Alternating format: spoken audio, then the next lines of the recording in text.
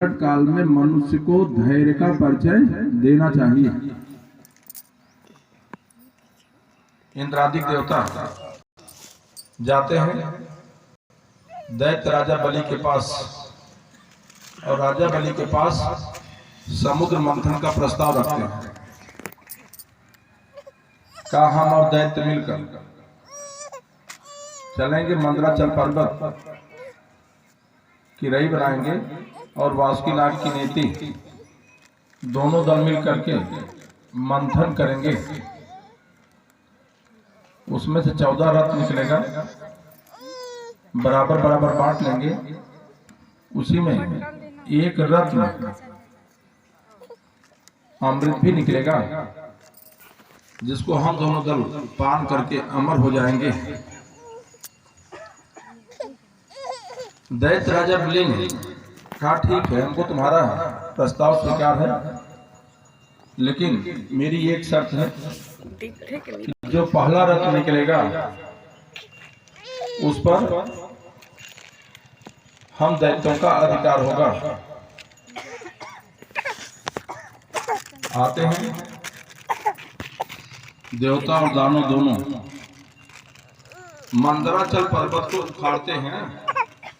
जब मंदराचल पर्वत को उखाड़े, इतना विशाल मंदराचल पर्वत था, उसके नीचे दबकर जाने कितने देवता और दानव मर गए। तो दोनों ने भगवान का ध्यान किया। उसी समय भगवान अपने वाहन गरुड़ पर विराजमान होकर वहां प्रकट हो जाते हैं। यही भगवान का अजित रूप अवतार है। प्रेम से बोलिए अजित नारायण भगवान की जय। भगवान ने क्या किया, अपने वाहन गरुड़ के ऊपर मंदराचल पर्वत को रखा और ले जाकर के क्षीर सागर में डाल दिया। तो बिना आधार के होने की वजह से क्षीर सागर में मंदराचल पर्वत डूबने लगा। तो भगवान स्वयं कच्छप का रूप धारण कर लेते हैं और अपने पीठ के ऊपर मंदराचल पर्वत को धारण कर लेते हैं। यही भगवान का कूर्मा अवतार है, कच्छप रूप अवतार है। प्रेम से कच्छप नारायण भगवान की जय। जिस समय भगवान ने कच्छप रूप में अपने पीठ के ऊपर मंदराचल पर्वत को धारण किया था, उस समय भगवान की पीठ का व्यास 1,00,000 वर्ग किलोमीटर था। अब मंदराचल पर्वत भगवान की पीठ पर ऐसे लग रहा था जैसे ठंडक के समय आप गुनगुनी धूप में बैठिए तो शरीर में चुनचुनाहट होती है। उसी तरह से भगवान को उसका एहसास हो रहा था। भगवान जाते हैं, जितने भी देवता और दानव मंदराचल पर्वत को उखाड़ते समय मरे हुए थे, उन सबको अमृतमयी दृष्टि से देखा, वो सब पुनर्जीवित हो जाते हैं। वासुकीनाग की नेति बनाते हैं और देवता लोग वासुकीनाग के मुख की तरफ जाके लगते हैं और दैत्य लोग पूंछ की तरफ लगते हैं। तो भगवान ने विचार किया, चूंकि देवता लोग बड़े कोमल स्वभाव के होते हैं और जब मंथन होगा, घर्षण होगा, तो वासुकीनाग के मुख से विष की ज्वाला निकलेगी, जिससे देवता लोग कुबला जाएंगे, उनको तकलीफ होगी। तो भगवान ने क्या किया कि दैत्यों के अंदर प्रेरणा किया। क्या कि दैत्य लोग देवताओं से कहा देखो, हम तुमसे शक्ति में किसी भी मामले में कमजोर नहीं है। ये पूंछ का भाग अशुद्ध भाग होता है और मुख का भाग शुद्ध होता है, इसलिए तुम लोग आओ पूंछ की तरफ और हम आएंगे मुख की तरफ। देवता लोग तो चाहते यही थे। देवता लोग चले गए पूंछ की तरफ और दैत्य लोग चले आए मुख की तरफ। अब भगवान ने देवताओं के अंदर देव रूप में होकर, दैत्यों के अंदर दैत्य रूप होकर के शक्ति का संचार करते हैं। और जब मंथन शुरू हुआ तो पहला रथ क्या निकला, हलाहल विष। दैत्य राजा बलि ने क्या कहा था कि जो भी पहला रथ निकलेगा उस पर हम दैत्यों का अधिकार होगा, लेकिन जब हलाहल विष निकला तो उसके तेज से तीनों लोग जलने लगे।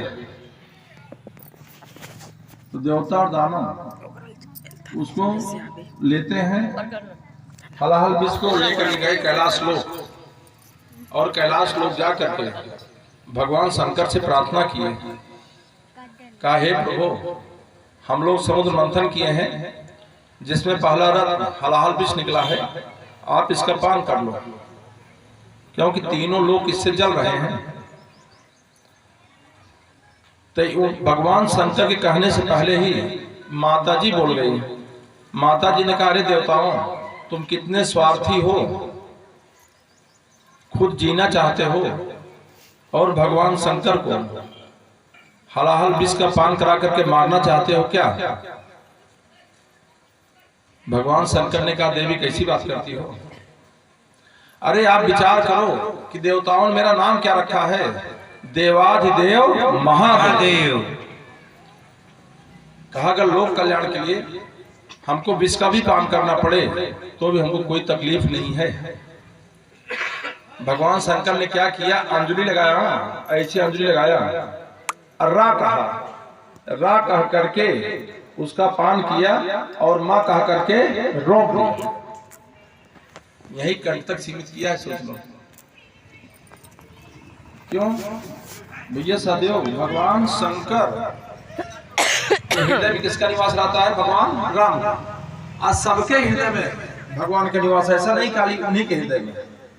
हम कारण कि अगर भगवान का निवास नहीं होता तो शरीर रहबे नहीं करता। जितने लोग बैठे हैं सबके भीतर परमात्मा का निवास है जी।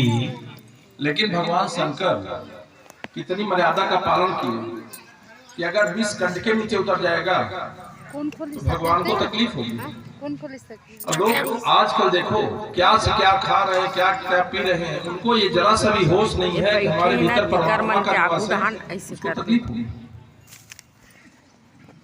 ईश्वर कोटि के देवता ये लोग मर्यादा का पालन करते हैं, लेकिन मनुष्य अपनी मर्यादा को लांघ करके बहुत आगे निकल जाता है।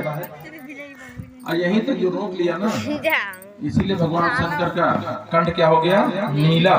तो उनका नाम क्या हो गया? नीलकंठ। फ्रेंड्स बोले नीलकंठ भगवान की जय। दशहरे के समय नीलकंठ का दर्शन करना कितना शुभ माना जाता है। और जो थोड़ा बहुत विष पृथ्वी पर गिर पड़ा उसको सांप और बिच्छू ने ग्रहण कर लिया, इसलिए विषैले हो गए। बाद में फिर से मंथन शुरू हुआ, उससे उच्च श्रवण नाम का घोड़ा निकला, उसको दैत्य राजा बलि ने ले लिया। एरावत हाथी निकला, वो देवलोक चला गया। कामधेव गाय निकली, वो भी देवताओं को दूध और मक्खन देने के लिए स्वर्ग चली जाती है। और बाद में जाकर वाणी निकली, उसको भी दैत्यों ने ले लिया। 5 जनशंख निकला, उसको भगवान विष्णु ने ले लिया। तब लक्ष्मी जी प्रकट होती हैं। जब लक्ष्मी जी प्रकट हुई तो देवता और दानव दोनों ललचाई दृष्टि से उनको देखने लगे। तो लक्ष्मी जी ने कहा, नहीं ऐसे नहीं बनेगा, तुम दोनों पंक्ति लगाकर बैठ जाओ, जो भी हमको पसंद आएगा उसके गले में फूलों की माला डाल दूंगी। अब दोनों इधर देवता इधर दानव पंक्ति लगा करके बैठ गए। और लक्ष्मी जी फूलों की माला लेकर के दोनों तरफ देखते हुए चली जा रही, उपेक्षात्मक ढंग से। कोई उनको पसंद नहीं आ रहा था। तो जाकर पहुंचती हैं कि एक ऋषि थे। ऋषि ऐसे मुंडे झुका करके बैठे थे और लक्ष्मी के सामने खड़ी हो गई।